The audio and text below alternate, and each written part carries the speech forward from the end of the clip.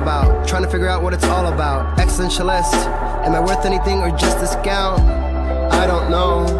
I don't know. I don't know. That was great. Sounds Watts with Outside on WNHHLP 103.5 FM New Haven. Myself, Preston, and my partner in crime, Long Island Rays, Elm City made, Mr. EZ BlueZ. Easy. Who do we have with us again on the broadcast? Go right ahead. Ladies and gentlemen, you have to understand that the journey is past the destination. When you truly, truly, truly understand that the shore where you can cover and dig your own graves, a full destination. Sorry, I'm not awake. Can we retake that? Let's bring you back to life, bro. We're right here on the radio on WNHHLP 103.5 FM New Haven. Get yourself up, get off that grave, inspire yourself to be a better person, EZ BlueZ. Go right ahead. Let's introduce the great person who is with us again on the program. Ladies and gentlemen, when we take a step outside of ourselves and we truly elevate to understand what the basis of tomorrow can bring, when we truly sit and ponder, the beauty of a thought is one of the most incredible things you can do. This person has taken the normal spectrum of music and has added such an incredible worship aspect. I want you to put your hands together, not if you're driving. If you're driving, I want you to keep your hands attended too, because we don't need any accidents. But mentally, I want you to put your hands together for the fantastic, the amazing, the stupendous, the supercalifragilisticexpialidocious poet God is in the building today. Welcome. Thank you so much. That was an amazing welcome, as usual, as I've expected to experience when I joined you guys. So it's a pleasure to be back. We love having you on because you always bring this incredible conversation to come through. And honestly, the new record, which we're going to obviously get into with this thing, but kudos. I give you the golf clap for the new record. I've been listening to it all night last night. Thank you. Thank you. What inspired the title Reshaping of the Soul? Well, my projects tend to name themselves. Okay. And it's in the artistry, the journey of the creation process. A lot of times something will come out to me and it'll be like, this is what my name is. You know, it's almost like I'm introducing myself to you. And often that's how that happens. But I think the reshaping of the soul is this era of my spiritual journey that I'm in terms of, discovering who I am at this juncture in my life and what that means. And it feels transformative in many ways. And I think that's reflective of everything that I'm kind of creating right now, and not just artistically, but also in terms of the relationships that I have in my life and the level of depth that those relationships hold. My relationship with everything. The reshaping of my soul is reflective of all of those things, all of it, because nothing lives in a vacuum. So I think when you've grown and you've come to a certain space with yourself, everything in your orbit reflects that.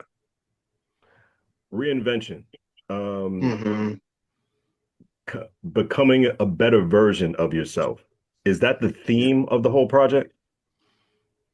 I think I would say, like, just generally it is transformation and definitely empowerment. Those are running themes that's been present in a lot of the things that I've done, even with the podcast and whatnot.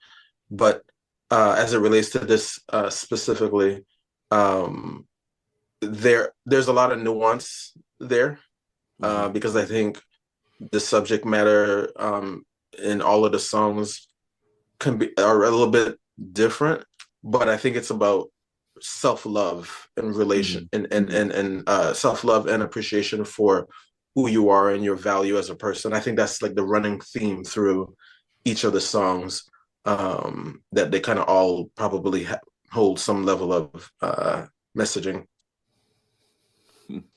Several tracks like In the Arms of Uncertainty and Was It Enough deal with vulnerability.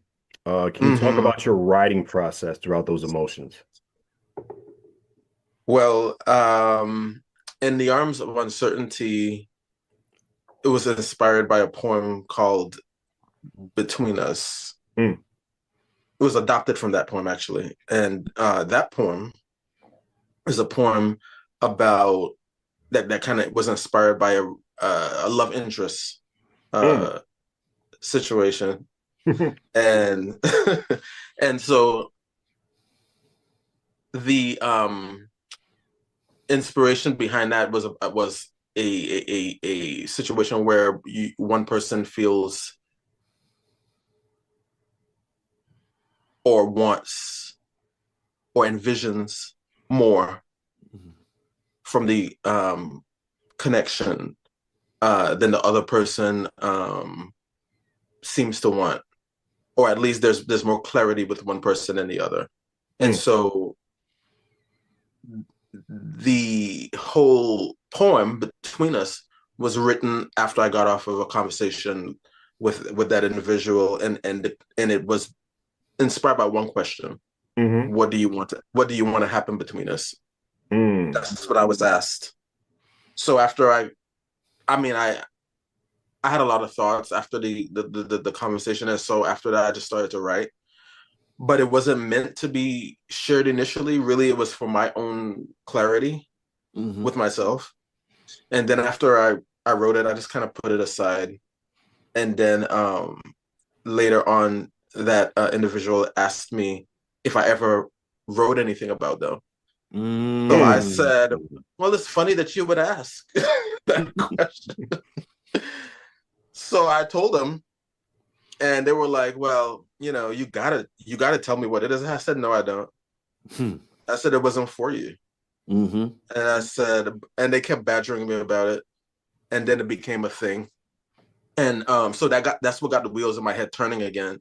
And so I invited them into the creation process when I picked it back up. And I said, well, I'll let you in on it on one condition: if you agree to be a part of the recording, because I decided then to record it for the podcast because it's on the podcast feed now. And so they well, without fully knowing what they were agreeing to, they agreed to record their part that inspired the poem in the first place. And so that's how they found out like what the entire thing was. But it was an interesting creative process of bringing them into it and having them experience in real time what it's like to be on the other side of these feelings. Right. And that individual also didn't know that it was going to be a song. Wow. So when that came out, it was another level of shock. And so it was like, wow, like, okay. But it was organic, that song. Like everything around that song was just so very organic and so like uncertain, because it was just, I just wanted to say these things in a way that felt authentic to that emotion of being in an uncertain place with an individual. And I wanted to, there was really specific things that I wanted to say, which was that I can't be in this space with you because this is what it means for me to be in this space with you. Right. And the questions that you're asking me, what you're asking me to do, this is the cost of this for me. And this is what you're not considering.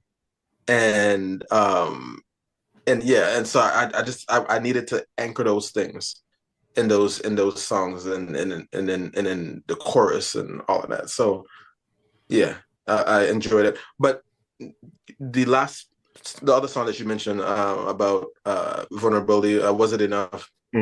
Totally different thing. That was really a song about, I was not the brightest space when I wrote that poem, which the song was adopted from, but it was a poem really about asking the bigger questions in life to my elders, to the people who've gone before me. Was it enough? I wanted to know that if the sacrifices that they made and the journeys that they took was worth some of the things that we're asked to deal with, and that's expected of us in life. You know, on our we all have like family members and stuff who have different expectations of what they think that we should be doing with our lives and what they think that we should be doing at a certain time and all of these things. And maybe to a certain extent we accept that or we don't. But I'm asking that question back to them. Was it enough? The thing that you're asking me to do, the thing that you're asking me to sacrifice, that you have sacrificed, was it enough for you? Why would I be doing that? Because you don't seem happy. Right. So was it enough? You know? And so it's all of these questions. It's one central question, but asked in all of these different situations and to these people, these different characters that are prolific in our lives. So yeah. Is this your first album? It is. Crazy. Really? Yeah. Crazy. And Yeah. I think one thing you told me just before we even start recording this interview, you said it took you 4 months. With this production and stuff, usually takes an artist about a year, 2 years, 3. Like, and you're talking about all this stuff of being an organic. Was this God's way? Break it down for me. It's crazy. Well, actually, the actual when I started to do the actual album, it was actually 1 month. But the poems that it was, well, the reason why it was 1 month was because the poems that the songs were adopted from, they all, well, for the most part, existed already. Right. So I just had to rewrite something because what I learned, because I also took some master classes in songwriting. That's cool. In the process of doing this. And one of the things that I learned in the process of that is there's certain things that really sound better read than sung. Right. And so I took a lot of things that I had written and I was like, that's not gonna work. And it was a lot of retooling and rephrasing and simplifying and restructuring for the adaptation process of these songs. But I had, like I said, I had no idea of doing it. I had went to the Virgin Islands and I came back, and it wasn't a vacation. It was for my grandmother's funeral. So I came back, and then after that, it was like I was in this space of, thinking about life and stuff. And I had attended a conference. It was a Tony Robbins conference, and it was talking about using basically the power of using AI as a tool of empowerment and not being restructuring the way that you're thinking about it as something that's going to take your jobs and so forth and so forth. And it was like, it was I wasn't, because when I signed up for that, I wasn't expecting it to be an inspirational thing, and it really was.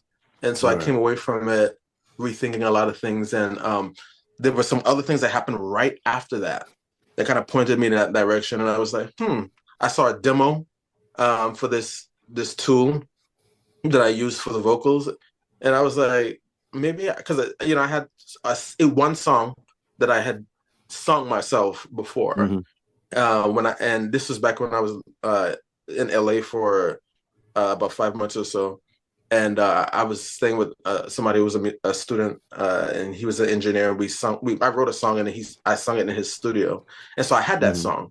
That song was The Shore. That's what that is on the album. And so we did that, and so that was the first song that I started with when I begun using this tool and exploring what it could do.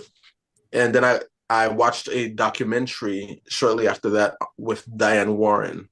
And when I watched her documentary and her process as a songwriter and what she did in that time, beginning her journey, I was like, you know what? This is just a modern version of that. because now I'm pursuing something as a songwriter. But because of where we are now in technology, I can demo these songs at a high level, Right. and do it in a way that the song itself can be released and it can be as it is, or an artist can say, hey, I like that song, maybe I'll sing it a little bit differently or whatever. But and so I could do both of those things, and so that's kind of what I set out to do.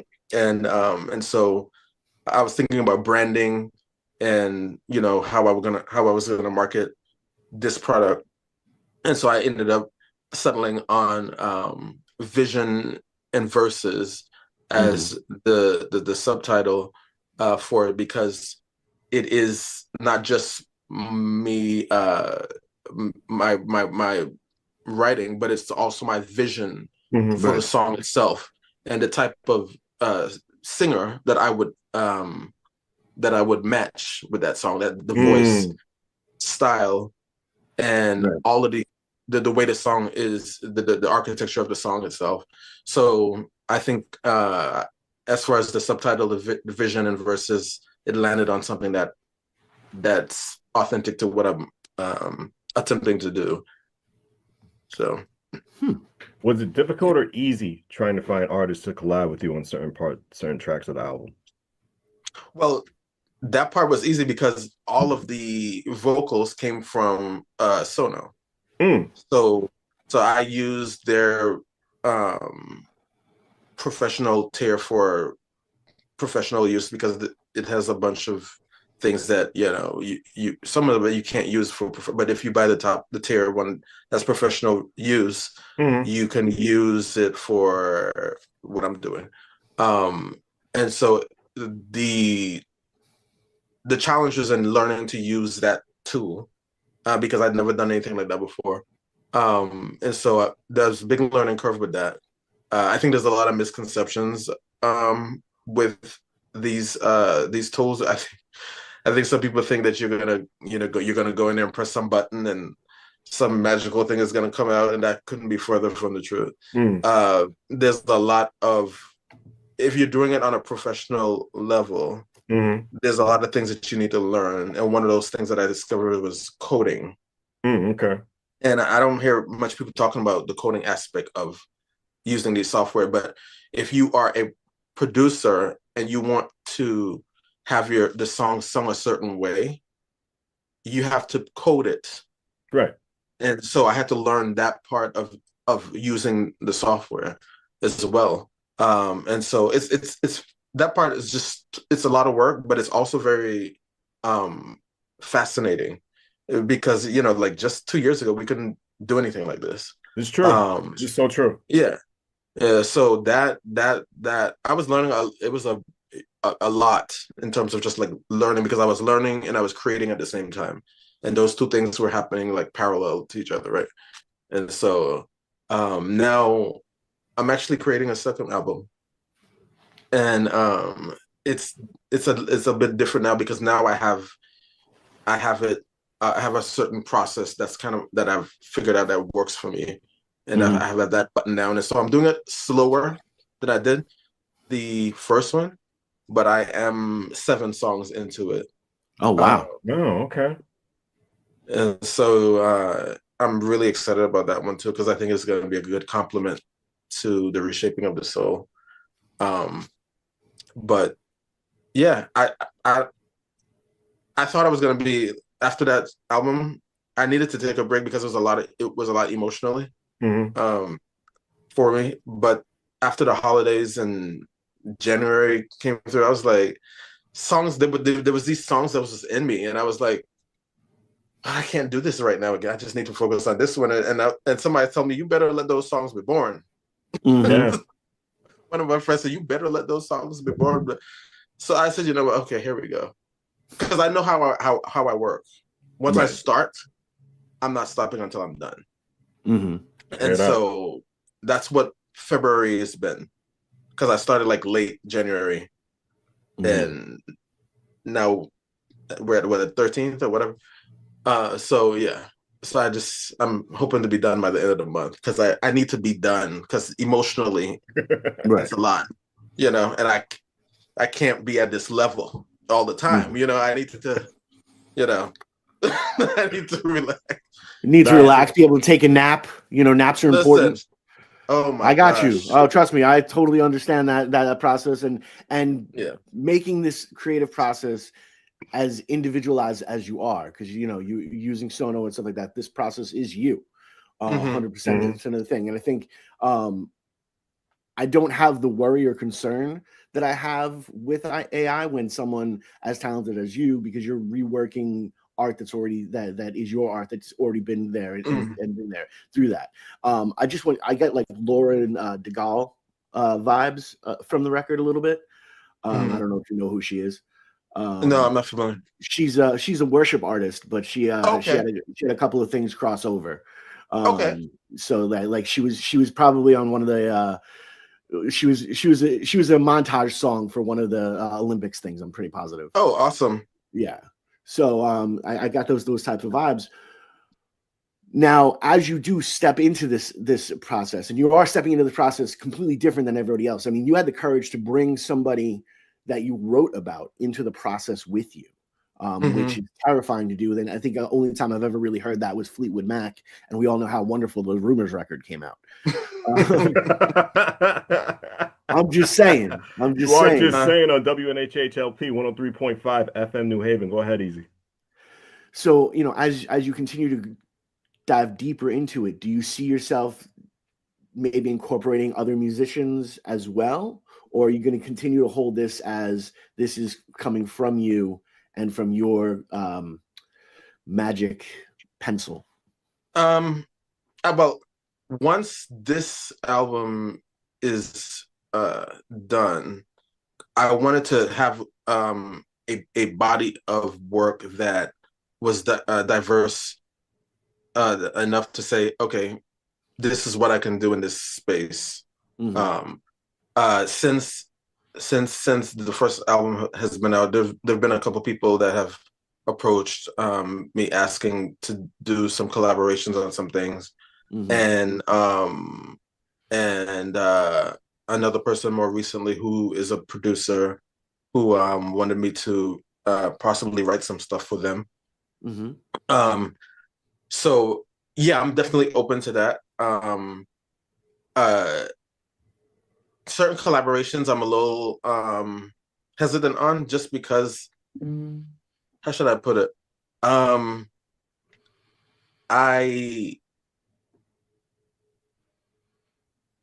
feel like I need to I don't own the artistic part of myself in the way that maybe people think, if that makes sense. It's kind of like when I'm with myself and I'm creating, if something isn't resonating, I don't have any issues with abandoning it. Right. There's no I don't have to fight with myself about that. Right. I don't have to, when somebody else is in the mix, it's different, because it's like, yeah, I'm not feeling perspective. You got a whole other perspective and a whole other point of view that comes through. You've got this whole other aspect of it where it gets a little bit scarier for you, because now they're encouraging you to be more vulnerable, or they're not being as vulnerable enough to come through to give you what's needed for this track. So I completely understand. And this is also the other thing too with that too, is I don't think certain people really understand what it means to collaborate. For example, like I one of the last times somebody asked me to do something, it was a little bit of a different thing, but they wanted me to help edit a video, but bring my artistic space into the editing process of that video, right? That's what the initial ask was. But then when we got into the project, it was more of do this, do that, do this, and do that. And I'm like, that's you. I'm not a machine, right? So if you're gonna, you should ask somebody else to carry out instructions, because that's what it is that you're doing. If you want my artistic feedback or whatever, then that's a different thing. You have to allow the space for that to happen. Right. Right. And so I think that's the other thing. That's the other concern that I kind of look out for when that is asked. But I think if somebody really understands like what it really means, then it's a safe space, Right. to do that. And I think that's a key word. I think it has to be a safe space in order for two artists to come into space and obviously respectful of each other's thing. And then you see if you have something viable in the mix after it's done. But I think that has to be there. And I don't think some people really get it. Right. No, a lot of people aren't going to get it because they can't see past their own perspective, their own point of view. They can't welcome in another perspective, and they don't really know what it's like to be a collaborator. Yeah. Being a collaborator is having a relationship with somebody that, can go either way. And it is something that can be very devastating, but it's something that can be very insightful as well. So I totally get that. But as you go forward, I'm a big fan of always looking forward. This is just the way that I go. And considering you're already 7 songs into the next project, I can only imagine when the next project's going to be after that. So as you walk forward, as you continue to go through, what role would you prefer? Would you prefer the performer or the writer? Definitely the writer. I think I'm definitely gonna be stronger there. I do have some people in my circle who want me to sing some things, but I don't know about that. I definitely feel more secure in the writing aspect of the process, and also the producing aspect of the process, and having that kind of being in a space where I can make decisions about what the direction of the creative direction that it should go. And I loved being able to do that. I had told one of my friends that, before this last album came out, that it's really going to be a test of my gut to see whether my gut is trash or not, because I never created anything in this space. And so I'm listening to these songs because, there's different versions of these songs that were created, and I made a decision about which ones would be the final one for the album. And so it's like, do I have the ear for this? And so that's the thing, is like deciding if you made looking to see if you made the right decision. So I'm kind of always looking to see how these songs resonate with other people. And I was going to say, now, did you take it to a test audience and different things like that? Because I know, like, for example, Bon Jovi, when they were recording Slippery When Wet, they went to the pizza parlor every Saturday, and they played, the demos from the recording aspect of it to these teenagers so they could hear what the music is. And if they vibed with it, then they were going to take that and they were going to, move forward. Did you have kind of like a listening party or a group of people? Yeah, I had some I call them members of the board. The same kind of idea that I employ from the podcast, brought it into this space. I'm totally stealing that, by the way. I'm sorry. Yeah, those are the people in the circle of trust who I listen to or shared some stuff with. And I had one time I did go to a park where some people were, and I had the loudspeaker, and we were sitting around playing it as people were kind of, of course they didn't have any idea what it was, but I did do a little bit of that, and that was fun. But yeah, generally the reactions were similar to what I had, and so I was like, okay. But I think it also said it's important to me, and this is a part of my process has always been, is to trust myself with what I'm feeling, because even in the listening experience, like I have one person say, there's a lot going on in this song, da da da da da, and then the other person said, "Oh, I totally get it." Yeah. Like that is my type of music. So there's always that, and I always think to say, well, every song isn't for every person. So right. There's certain people who are gonna like certain songs and others, and so sometimes like in that process, you kind of have to know who you're demoing your thing to, and have some sort of idea of why their opinion might be why it is. So all of those things are things that I consider. Yeah. Long Before I Believe. Mm-hmm. How does that track relate to personal belief or doubt? Long Before I Believed was a poem that kind of really went in a little bit of a different direction than where the song adaptation went, because Long Before I Believe was a kind of autobiographical as a poem, but for the song, I decided I wanted it to be a anthem for women who were in abusive relationships and who wanted to come out empowered and realizing why they were in there in the first place and how that even happened to them. And so and that's why I kind of angled it that way. I wanted it to kind of tell this story of being in a space of trauma as a child and then as a young adult, and not really understanding what love should look like, because perhaps maybe you didn't really have it in a healthy way in your home, and then you ended up in an abusive relationship, but then somewhere along the line that you realized, you started to heal, you started to realize that this isn't it, and you start to kind of make your way out of it. And so I wanted it to tell that story, because I know I'm sure we all know people who have been or are in some sort of toxic relationship of some sort, and I wanted that to be something for them, to kind of encourage them to be a kind of inspirational song for them. Right. You have two versions of The Shore. One labeled as R&B gospel, and you got one that's rock and soft country. What made you want to explore that song in the two different styles?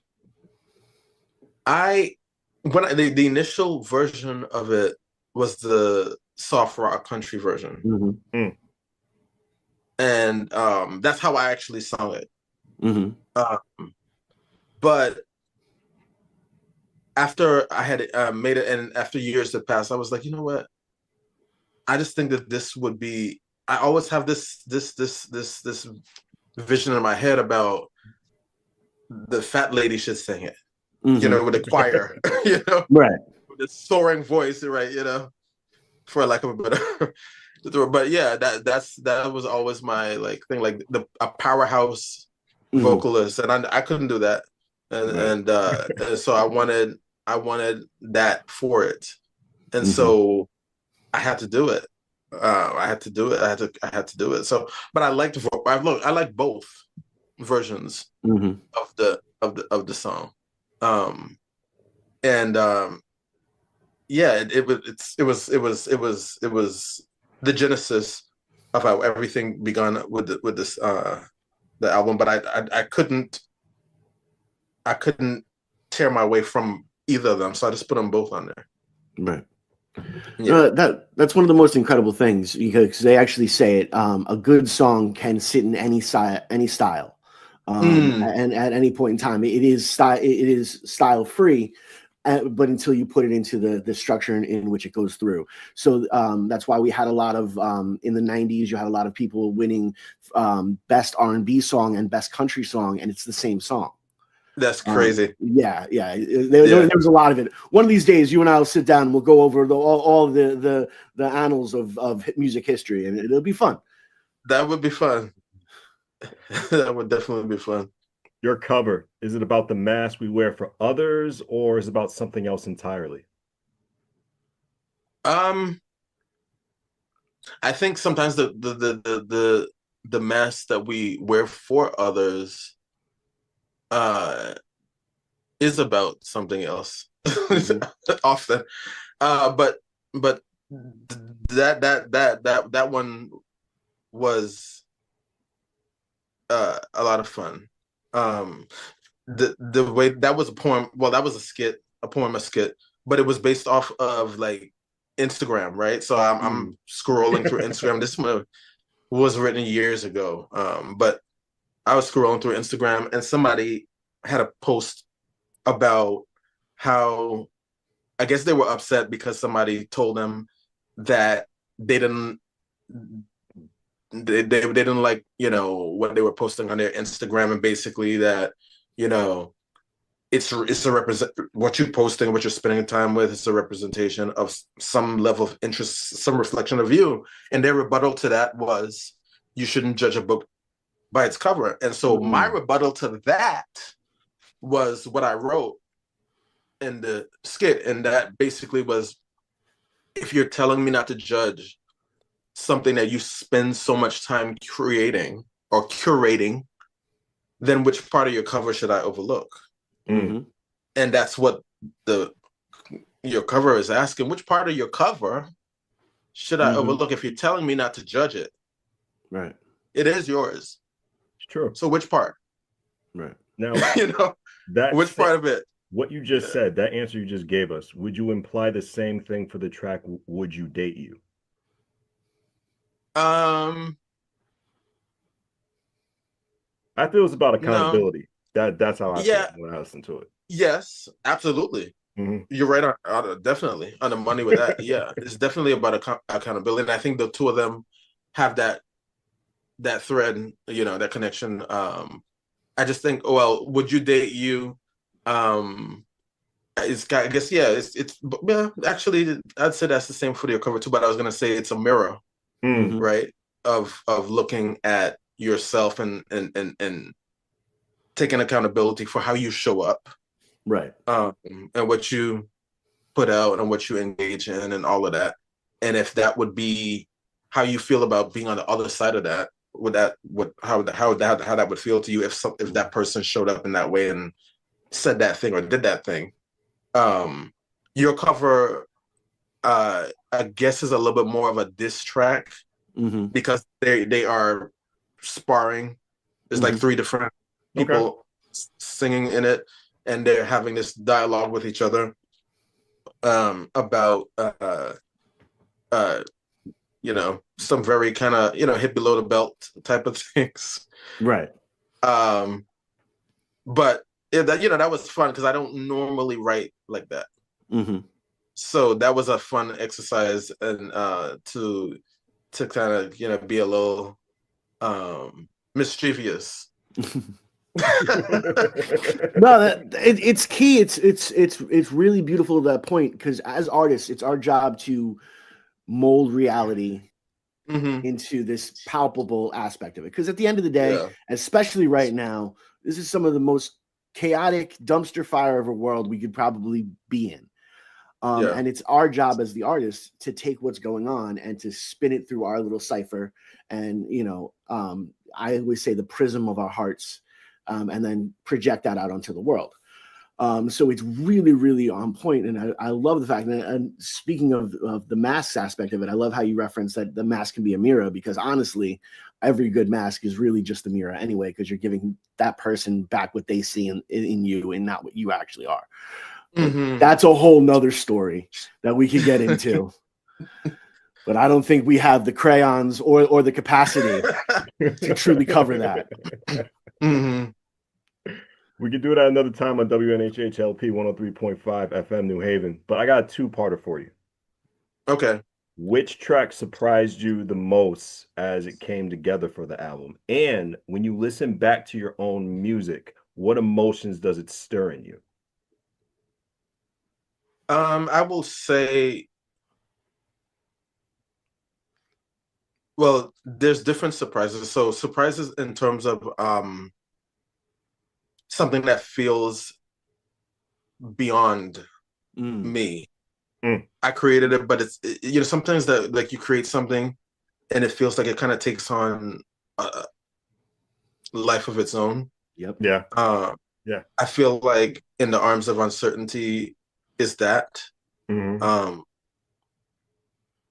That song, like every time I hear it, there's something about it that I just think it's a vibe, it's a journey in and of itself. And it depending on what I'm thinking about or feeling about, it takes me in a different space. And I feel like it has it's one of those songs that it lives with you in that way. A little bit transcendent. And so that song continues to be that for me with that album.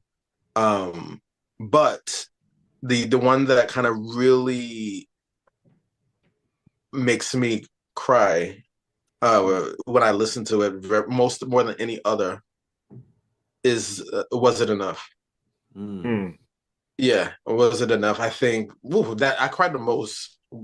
There's a lot of tears in the creation of this album, but that song, yeah, that song kind of does that for me. And I was trying to think about like why.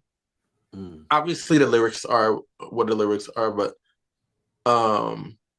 I think it's this idea of time and us being able to not hold on to it in the way that we would like. Right. And this sense of loss for certain things that were unappreciated, Right. that we can't get back. And I think it reminds me of losing that in certain situations with certain people. And it reminds me of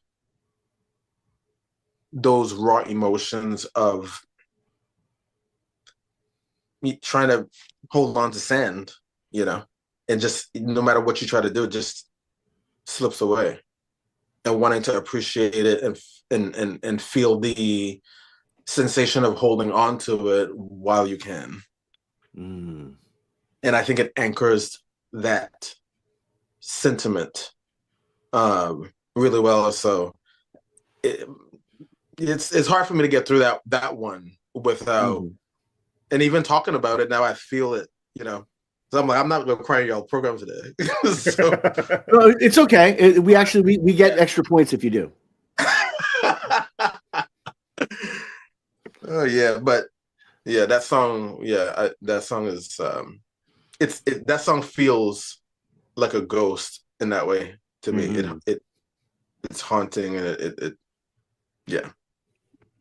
Has creating this And album. I'm happy. I'm really happy that I was able to take the poem and bring that into this space, because I didn't know if that would be successful or not. Because the poem has that vibe as well, and so adopting it to song, I'm grateful that wasn't lost. Right. So. And of course, there's the $1.5 million question is, was it? Yeah. Was it enough? Yeah. Oh gosh. Yeah. I mean, awesome. I felt things artistically that I never felt in the process of creating this, and I feel like this is something that that there was, how should I put it? I feel like for a minute I've been in a space where I needed to exhale creatively, and I wasn't, because I was doing other things that was taking me away from that. And it's almost like the universe opened up and it was like, no, you're gonna do this. Because at first I wasn't. I was just like, oh, I'll see about it in 2026. No. Nope. It has been seen, it has been tested, and it has been weighed, and it has been awesome. Yeah, it's so I was laughing at myself the other day, like, you're gonna see about something in 2026, but that album was gonna be done in 2025, and you were doing another one in 2026, and I'm like, I cannot believe that this is, so there's a part of me that I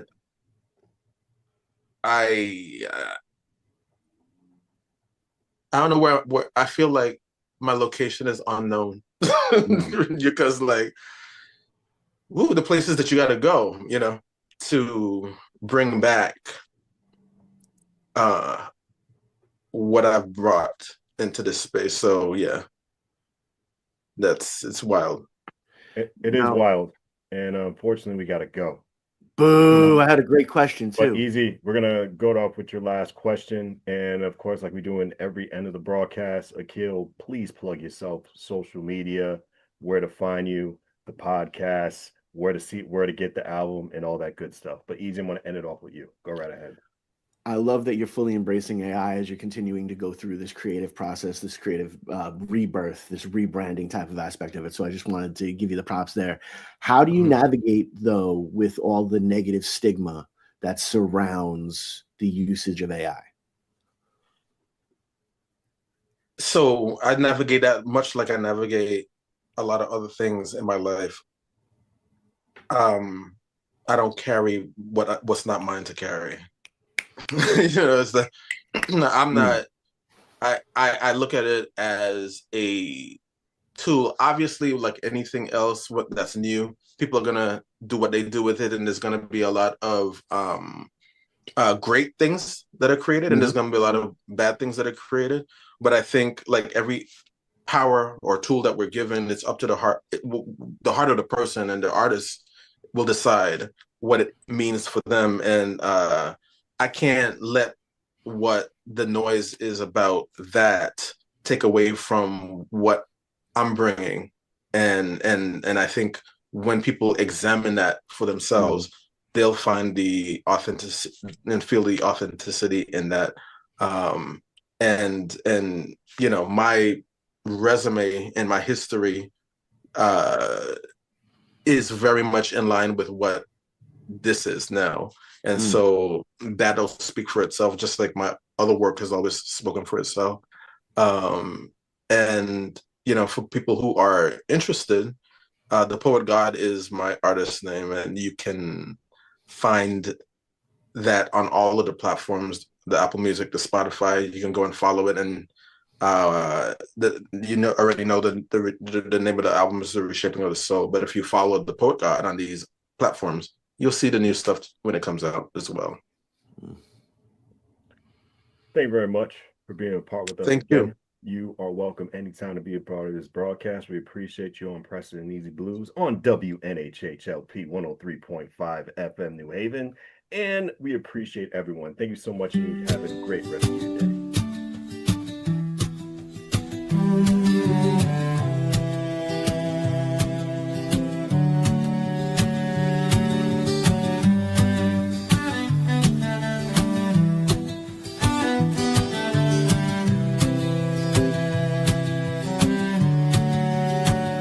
I'm not certain about what the future holds for me. It's my burden to live with a certain amount of anxiety. When I'm hurting, I need to look within to see. Draw back the curtains to see if the fall lies with you or me.